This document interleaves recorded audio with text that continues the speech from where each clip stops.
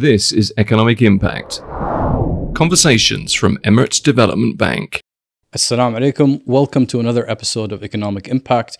I have a great guest with me today, Mr. Mustafa Al-Khalfawi, the CEO of Ajman Bank. Welcome, Mustafa, to the podcast.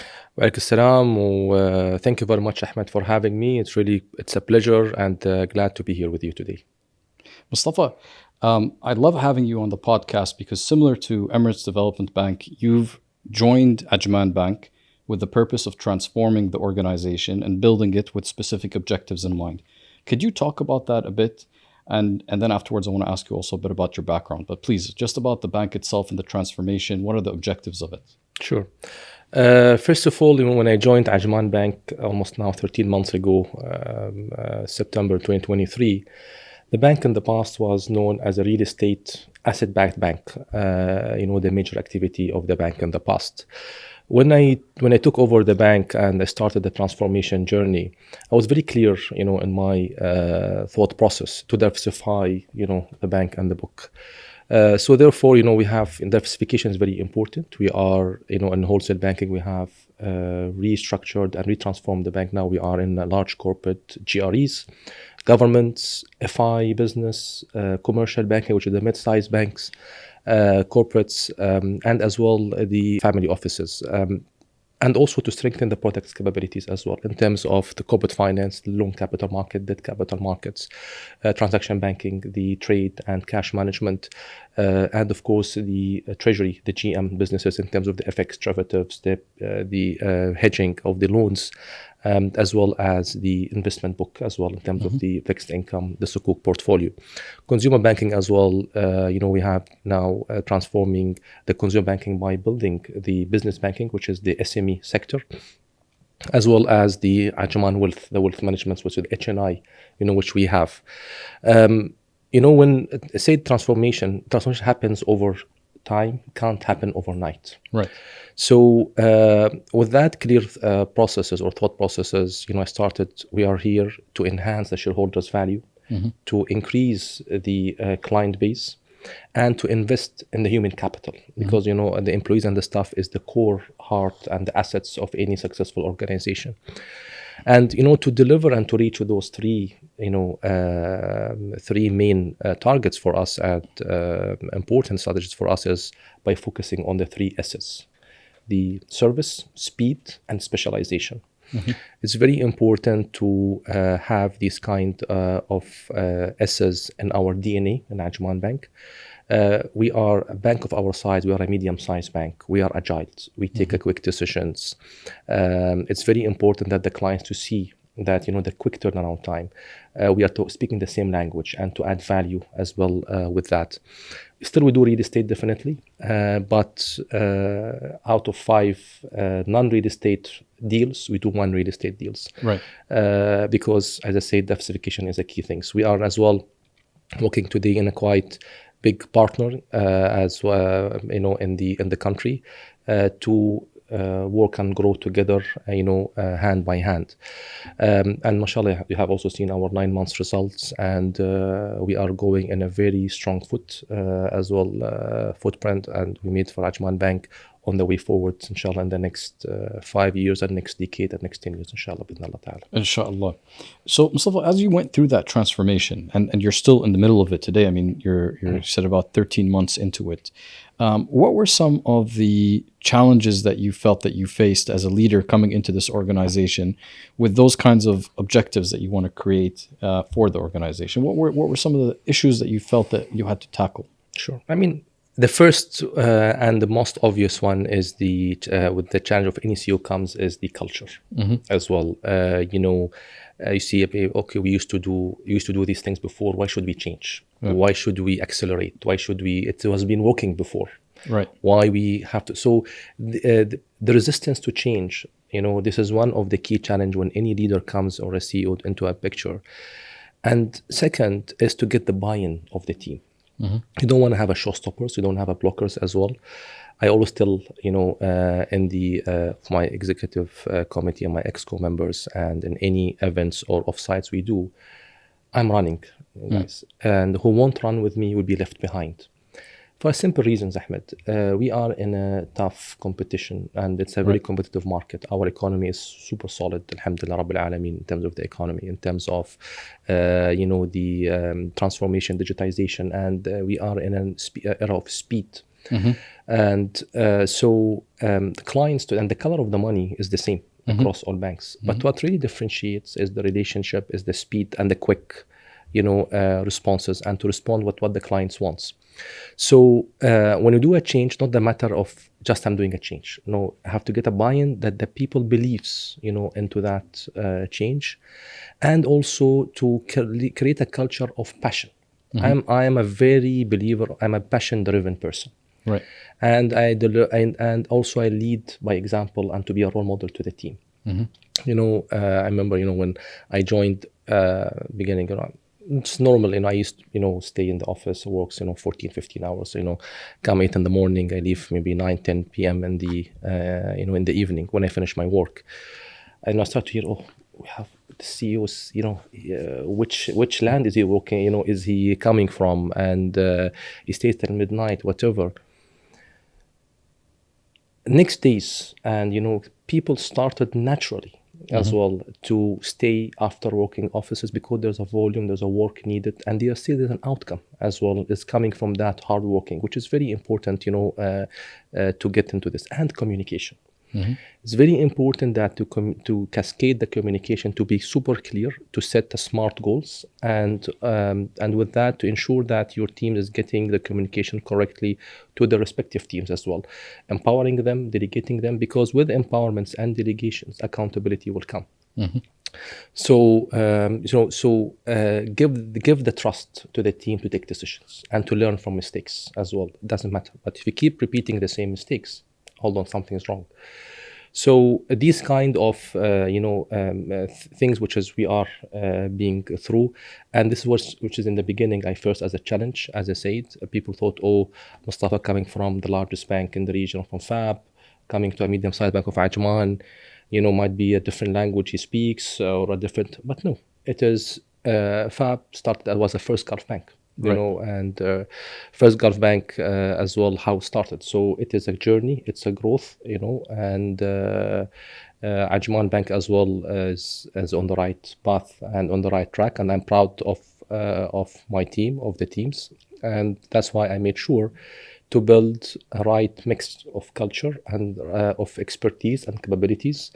I got a very good team from different banks, bigger banks and medium-sized banks as well, in different departments to come to bring in the different thought processes and DNA to work with the existing capabilities and calibers who can do more. And with this mixed culture and mixed mindsets together, they are together taking the bank to the next level. That's fantastic. Now, just speaking on that culture, that's a mix of different individuals. They're going to come together and formulate, hopefully over time, a culture for Ajman Bank. What would you envision for that culture? What would be the hallmarks or the signature of that culture that you will create in Ajman Bank, inshallah, where you feel will give you hopefully a competitive edge over other banks in the country, also in the region, of course? Absolutely. Very important point as well. I mean, as I said, it's passion-driven environment. People living, working out of passion, not working just to come and spend 8 to 4 and then leaves the office. Today, people are working, double the time because they are loving to do that. Always with passion, productivity will increase. You give 200%. Not only 100%. Creativity will come, innovative will come, and making people to participate in the success. This is very important that from the most junior person in the bank till the most senior person in the bank should be they are part of the successful, but they feel that they're contributing into that successful, the recognition. So that's why it's one team. We are together as a team. Collaboration is a key one. Cooperation as well as another thing. It is you are all completing each other and supporting each other. If you didn't achieve and hit the goal, the entire chain failed to do so. So therefore, people today from the frontline business side to the support functions, to the back offices, to the entire things, they have a shared responsibility and shared KPI.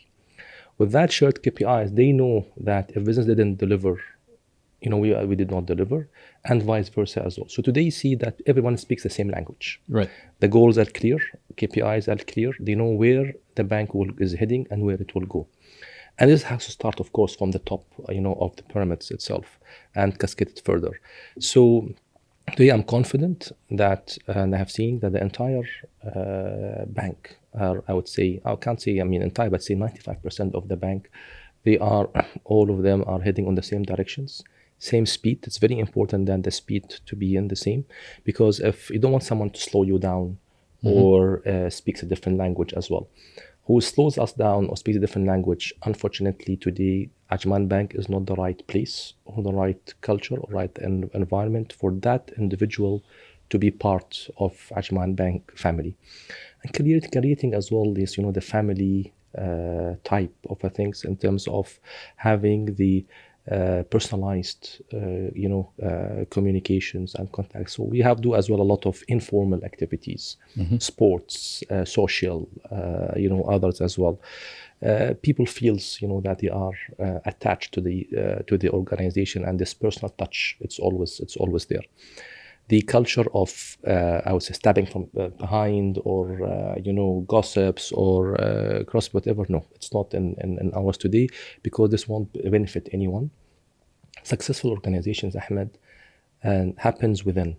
And fallen organizations also, it happens within that organizations. When you see departments started to accusing each other, not align whatever, this organization will fail sooner or later. Right. Negative competition, essentially. Of course. So, Mustafa, just talking about the organization and your move from FAB to Ajman Bank as the CEO, what were the benefits, or let's say, the pros and cons of a big bank versus a mid-sized bank? What did you see that surprised you when you first joined the organization, where you said to yourself, wow, you know what, I didn't understand, but this is actually advantages I have, or wow, I didn't understand, but these are actually disadvantages that I have to deal with, or challenges I have to deal with? A very good point. And I've been asked these questions a lot, when I see the friends, clients, partners, and other bankers as well. When I seized this opportunity to lead Ajman Bank, I saw Ajman Bank has a lot of potential to grow.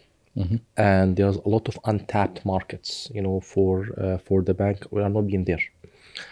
And there's a lot of obvious opportunities, for the bank can be there, but it's not there. Now, being an Islamic bank as well, it is a value add propositions for Ajman Bank to compete and do Sharia compliant related transactions and products.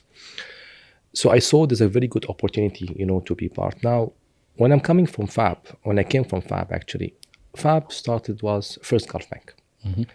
So I have been through, and I was as well fortunate to be part of the growing journey and successful journey of First Gulf Bank. When I joined 16, 17 years ago, the bank was as well done a lot of things manual, a lot of products were unavailable, building up the products and I have been through the transformation from corporate banking to wholesale banking to corporate and investment banking, building the products and others. I remember in 2012, when we were transformed from corporate to wholesale, we used to work from 8 a.m. till 12 a.m. every day for 11 months, building the institutional banking at that time, building the products, the GM, the corporate finance, and growing the portfolios as well and building that.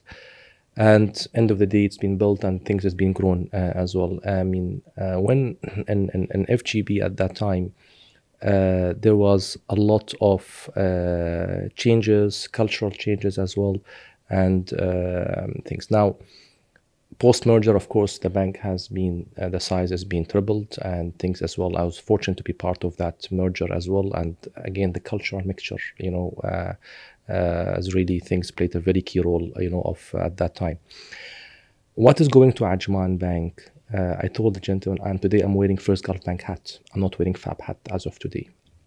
Now, there's a lot of potentials, for Ajman Bank to grow. Bringing in the expertise for the bank is setting up the right infrastructures and foundations as well. Because there was a lot of products were unavailable, and as I said, maybe because of the bank strategy in the past was a real estate focused bank. So I was surprised that there was no trading business in the past. Now trading is a core elements for Ajman Bank. Today we are building the systems, we are building the portfolio, we're having good attractions on that front. So these are all opportunity challenges which we are transferring them to opportunities as well. To be honest, I wasn't much surprised because, as I said, there was a lot of untapped opportunities. So, and this has actually excited me more, that to bring those expertise and to change cultural mindset, I would say, on the way forward. And it's all about strategy as well, focus. And as you know, when I joined the bank, any new CEO joins the bank, the best thing and the first thing he does is to clean up the balance sheets. And I did that, and that was the first challenge with the board as well. Cleaning up, announcing one-off losses because of the provisions, one-time provisions. But then they understood, the board, that this is only a one-time for a future sustainable growth, which is very important. So sustainable growth, and to focus on our core operations as well on it. So, and because I prefer to spend 80% of my time to look forward and 20% to look backwards and clean up the backwards. And I prefer to write back rather than to write off. So the board took very brave decisions with me and supported me on that front in order to, because there's a long vision and a long-term agenda which we need to take the bank to. And this is really, the synergy is very important between the board and any CEOs as well, where he takes the bank. So this something was really, I was fortunate about, and I took it forward. Now, to bring it on the table to Ajman Bank is that we are growing our businesses, bringing us a strong relationship, strong names in the GRE space, government space, large corporate space, growing as well others in consumer banking. And we are dealing today with no different, with a similar name, which is I used to work with them in FAB today. But of course the ticket sizes is different, which is fine, because today the clients as well became smarter, and they're like also they diversify their borrowing books as well, rather than to focus on 2 or 3 banks, to have a diversifications, of banking, relationship. So things is on a very, very right directions as well. Alhamdulillah. Fantastic. Can I ask you, Mustafa, your background? So, I mean, coming into this kind of a role is quite challenging. It's something that you have to basically build, transform, execute, lead, all of these things all together. What prepared you for that? There must have been a background there. You touched a bit about on the FGP piece and, of course, the FAB piece. But if you can go back through your career and reflect on what were some of the elements throughout your career and experience that led you to that point where I'm sure you felt, to a certain extent, I'm ready to do this. And you went in and you did it. It's also another very good question. I think I'm also, alhamdulillah, I've been fortunate. I have started my working experience and career when I was 18 years old. Fantastic. And I was working and studying at the same time. Okay. During my 4 years or 5 years of was it in banking? I started with Al-Fatain for 2.5 years and the retail side. The retail side, okay. I started in sales, and then I went to admin. Okay. And then I joined NBD. After that, I also joined NBD and retail side started. And I think it's a very good start to in any bank to start in retail banking, because you learn the basics of the banking, debit, credit, whatever. Right. At that time, there was a first program in the market called Perfect Accelerated Learning, PAL. And I was the first batch, at that time. It was PAL 4, and the PAL program, it actually accelerates the learning, literally your working experience in banking, from 4 years shortened to 18 months. MashaAllah. Those 18 months was about 6 months of extensive working on the ground, to be started from as a cashier, customer service, assistant branch manager. But also there was a lot of assignments, tasks, exams. They used to go to Singapore, London, academy, working with other institutions as well. And then you move to departments. operations, customer service, wherever. And then the second year, you choose which department would you like to continue with.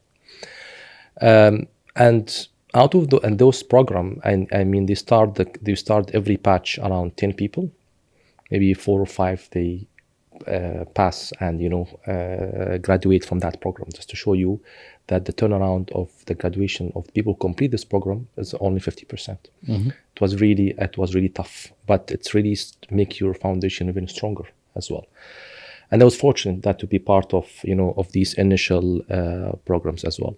Then I started, as I said, in retail. I was a branch manager, and so I have done my retail, but I didn't find my passion was there in retail. Does not mean that it is not important. It's super important, but it does not fit into me. As I said, I'm a passion-driven person. I have changed my major 3 times before when I was in the university, just searching for my passion. Right.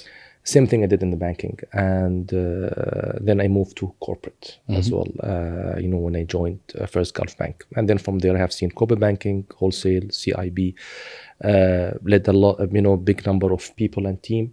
Maybe when I started young at 18 years old, I have already had this kind of how to deal with people from the different nationalities, different backgrounds, different mindsets.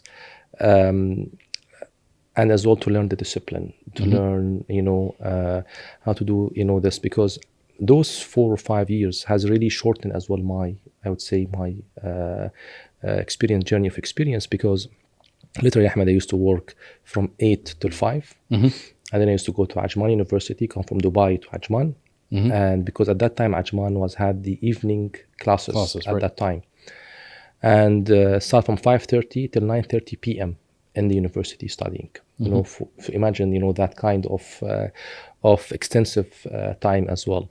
But I feel that I was adding value to myself, to my knowledge, and all the stuff. Then, and as I said, in FGB, I have seen the entire transformation. I was part of the transformation as well. We used to walk on our toes all the time. And also being in the 2 largest institution in the banking industry in the region, and you're graduating from them, this gives you a lot of strong foundation, strong background, knowledge, exposure, which you have. And lately, when the last 3 or 4 years, as you know, I was heading the global banking for the UAE, and I was also global head of government public sector, and I was also CEO of FAB ADGM at that time. Right. And I did 2 board membership in Magnati and board member in FAB Islamic. So I have done the board membership side of things. I have done the CEO job in the offshore of the ADGM, FAB ADGM, and leading the largest department in FAB at that time. The department, at that time was around 222 billion dirham of assets. It used to contribute 4.5 billion dirham of net profit to the entire group as well of FAB. With almost 400 people, with there and them, so the team. So you had the entire, and of course the global exposure, regional exposure, and local exposure as well. So that's what I'm bringing to the table today in Ajman Bank, is to strengthen our home market, strengthen our home Emirates today, because my philosophy is very simple. Today, Ajman Bank is a UAE bank, creating a unique identity of Ajman Bank in the UAE. Right. So essentially, from what I've heard, there's no shortcuts for all those that are aspiring, inshallah, for future leadership positions, CEO positions in the banking sector, but also outside the banking sector. There's no shortcuts. Long hours. Even back when you started your initial work, initial jobs, you worked throughout the evening and the afternoon on yourself through education. Yes. Right. So you're used to long hours, which really prepared you for what you're doing today, because you just got used to it from a young age, that you will work till 9 p.m., 10 p.m. without any issues. I also heard, of course, the diversity in learning. So essentially working on multiple fields. So in banking, not necessarily just being in one area, but starting in one area and then moving to another and a third, and gaining that knowledge and that experience, that breadth of horizon across the organization. And then, of course, having that passion, as you just mentioned, having that passion where you love what you do and how you do it.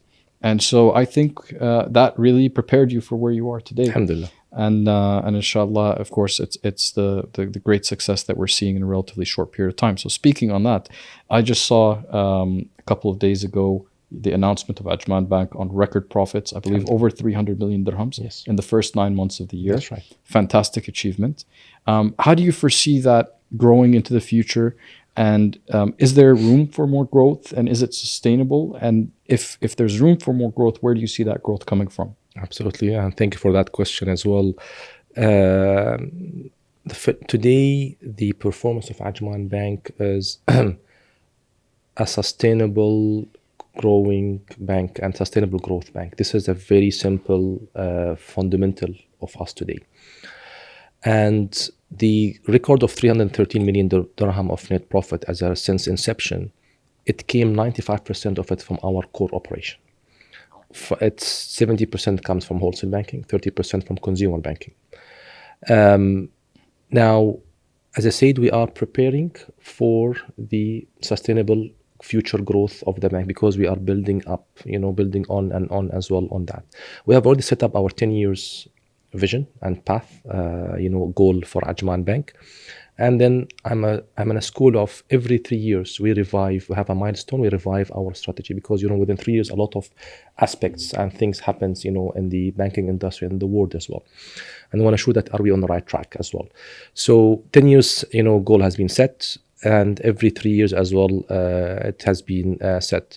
Now, diversity was the key aspect of our growth in terms of various segments which we are into, impacting a lot of our recovery as well. We have really focused a lot on our recovery, and our NPL ratio has been really dropped, by almost 4%, when I took over the bank a year ago, and it will further is coming down as well.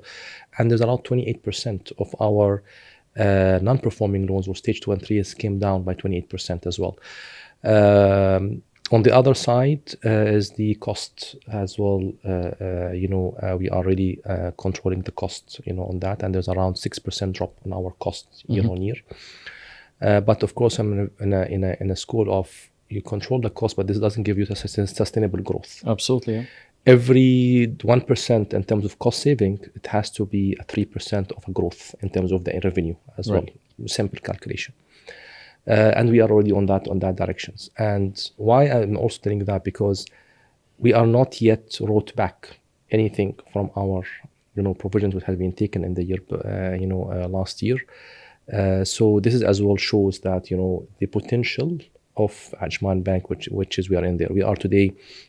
We have grown a lot, and as I said, in the FI business, it's contributed around 15% of our asset book, from nowhere to 15%. Second, we enlarge conglomerates and GREs and governments. Commercial banking, the mid-market as well, we are really doing quite well over there. And the SME sector as well, the business banking as well, which we are focusing on.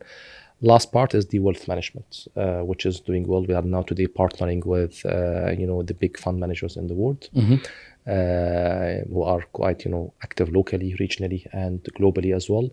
This is as well will help us to growing, and we are already grow our NFI business, the non-fee income, for Ajman Bank, and our operating income as well has really grown compared to the previous years as well. So this diversity gives us that kind of a sustainable growth for the bank, and we are on a right track to close the year end as ahead of our target, ahead of our budget, and this as well set a new era and new budgets as well for the coming years as well. Okay, fantastic. Mustafa, just in closing, Ajman Bank is also a key part of the development ecosystem. I know that the bank focuses on multiple segments, but you touched on a bit that you also touch on the SMEs. Yes. How do you foresee Ajman Bank also playing a critical role in the development of the economy of the UAE, being one of the primary banks in the country?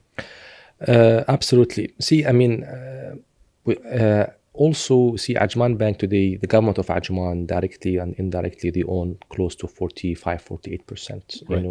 Of the bank. And one of our key missions and areas as well is to support the ecosystem of the Emirate of Ajman, to be predominant in our home Emirate of Ajman, and also do that across the entire UAE as well. And the SME is a clear one. And if you take just a few statistics, today 95% of the Emirate of Ajman's registered companies are SME today. There was around 40,000 registered companies being registered in Ajman. And 40% of it, the workforce coming from the SME sector. If you look at UAE-wise as well, and as you know, there were around 550,000 registered companies in the SME sector. And the SME sectors today, the contribution to the UAE GDP, non-oil GDP, is around 63%, which is a quite high as per, the UAE government portal as well. From the 550,000 new registered companies, they are expecting by 2030 would be 1 million every year of the SME. Just to show you how important this SME sector, and across trading, foods, construction, retail, you name it. And I think also around 42% of the workforce of the entire UAE comes from the SME sector. So it's very important. Government as well acknowledged the importance of this sector, and we have seen that through the various support which they're making through. You have an Abu Dhabi Khalifa Fund, you have in Dubai SME as well support, EDB, the guarantee scheme, as which you are doing. On the startups, and you see Hub 71 in Abu Dhabi, Mubadar and ADGM. This is as well a quite important initiatives which they are attracting the SME sectors and the startups to start, and as well across the globe. So the banks has to play a key role with that. How? SME is one of the riskiest sector which we have, and we have it in the past years. They have also cyclical in terms of the ups and downs. It's a cycle. Every 5 to 6 years, there's always a certain cycles comes to the SME, likes of other sectors as well. So what we have done today, we are already partnered and collaborated with the free zones, whether in Ajman free zone and others as well, to be part of the ecosystem. Whenever a company comes and opens up in the Emirate, that the preparations of the account opening, of a certain limits to be ready, whatever is being already, I would say, pre-approved or pre-cleared in terms of the account opening. But how we do that in terms of our force of our teams meets, and what is our minimum requirement in terms of compliance, KYC, the onboarding process. So we share the same, what is the minimum requirements for the bank in terms of onboard and a client. And the free zone just, they meet those requirements because they also have their own compliance team, their own risk team. So it's like a checklist, and it's like, the minimum requirements there for the company to go to the next level to Ajman Bank from that. So this is to support part of the package, which the government offers to the SME sector. It's quite a successful model. We are replicating as well in other free zones in other Emirates as well. In Dubai, we are talking as well advanced discussion with Abu Dhabi, Ras Al Khaimah as well, in Rakeez. So this is something that really helps as well, to support the ecosystem of the SME side. We can't, avoid this sector, and this is the sector and the, which have the continuity and annuity as well, for the bank, as long as you have put the right risk framework driven as well by the conservative approach as well. The sector is getting strengthened more and more as well. And lastly, as I said, the support of the government, but also on the other side, the governments as well have really supported the segment big time in terms of the fees, in terms of supporting them on the utilities, a lot of others. So I can see that everybody is working to the same directions as well, to attract more and more in the non-oil, to contribute the non-oil GDP. And as the UAE as a government are heading to have today the 6-7% of a non-oil GDP's contribution, but they will take it up to 80% and then by 2030. So by that, it means really everybody's support and collaboration to take to meet or to achieve the country's mission. Absolutely.